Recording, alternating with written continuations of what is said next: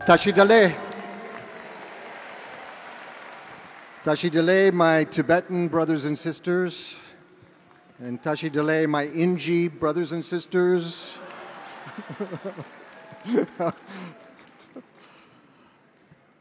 Of course, we're here for something very special, which is to wish His Holiness an 80th birthday.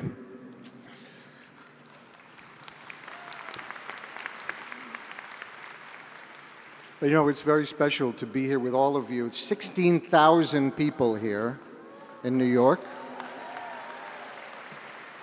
But also this incredible Sangha who is up here. And our leaders from Tibet and Rinpoches on the other side of the stage. And Valerie and Nancy and Lamsen Sangye, the Sikyong. This is a really incredible group of people. I've often spoken in front of His Holiness, and when I come out like this, it's wonderful because when I look out in the audience, everyone is smiling, and I know they're not smiling for me.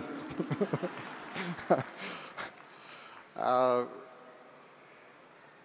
also never forget, ever, how fortunate I am, and what an honor it is to be with all of you especially, but His Holiness is some extraordinary opportunity for all of us. One, to even hear the Dalai Lama's name, to see his face, to take teachings, Buddhist teachings from His Holiness the Dalai Lama. What an extraordinary opportunity for all of us.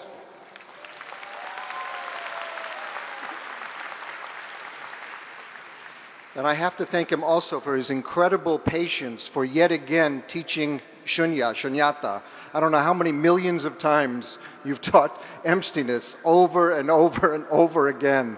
And I know you're going to do it again for the rest of your life. And I think that's the most generous thing that you do.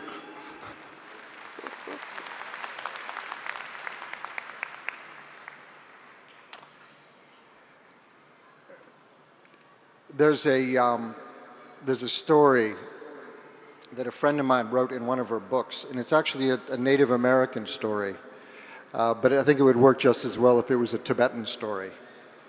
And the story is of a grandfather, so this Tibetan grandfather talking to his grandson. And he says to him, you know, I have two wolves inside of my heart. One of the wolves is really kind and generous and loving and compassionate. And the other one is selfish and angry and violent and difficult. It says they're fighting all the time inside my heart. And his grandson looks at him and says, Grandpa, which one is going to win? And grandfather looks down and he says, whichever one I feed. I want to thank His Holiness the Dalai Lama for spending a lifetime teaching us how to feed the kind and generous and loving wolf inside our hearts. And how fortunate we are to continually be reminded by His Holiness. No one works harder than the Dalai Lama. I work hard, people here work hard, everyone says no one works harder than the Dalai Lama, every day teaching, giving himself completely for us.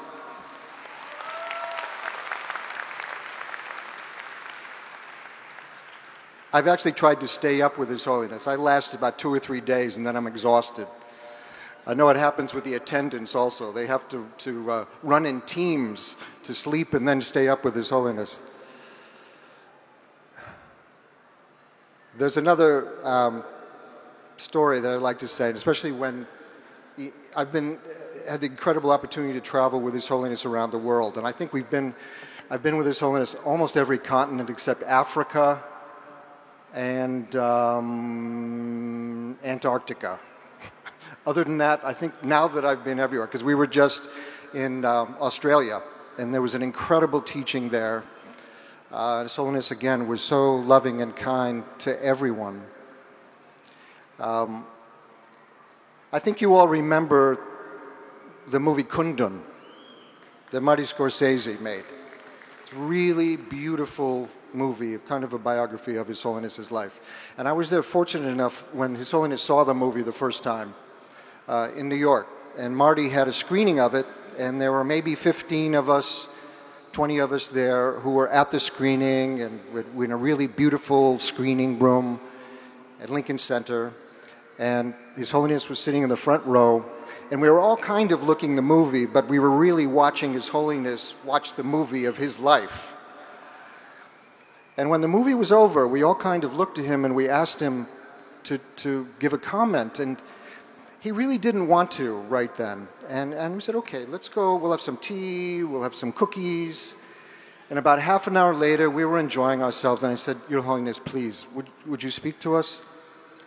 And I don't know if you remember the film, but the last part of the film was His Holiness with his Kampa warriors making it to India. Well, His Holiness said, you know, as in the movie, I remembered very well when I crossed the border from Tibet into India, and my Kampa warriors rode back into Tibet, and I knew I would never see them again. And I watched as they went into the distance, little figures, and they were gone. And I looked back, and there was India in front of me, and there were people I really didn't know, and I felt totally alone, no friends in the world. And now, 50 years later, he has all the friends in the world anyone could ever want.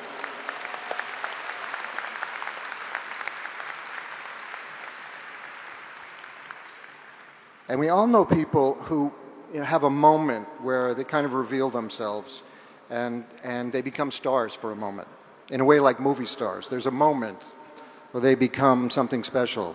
But usually most of us are found out very quickly. His Holiness has been on the world stage for 60 years now, and he'll never be found out. He's the one genuine, extraordinary person that I've ever met in my life.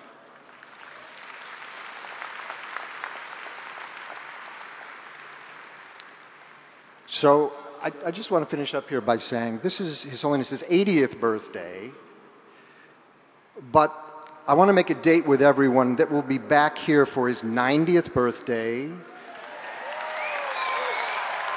for his 100th birthday, for his 110th birthday, and his 120th birthday right here. Bye-bye. Tashi Delek. Happy birthday, Your Holiness.